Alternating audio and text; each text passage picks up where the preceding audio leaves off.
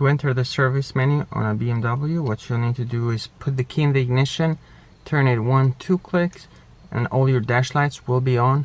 Don't start the engine yet. If your car has a push start button, press it, but do not press on the brake pedal as you normally do to start the engine. Just press the push start and hold it, and then all your lights will come on. So here all the lights are on. Now to enter the service menu, what you want to do is you're going to come here, press this reset button right there, and hold it.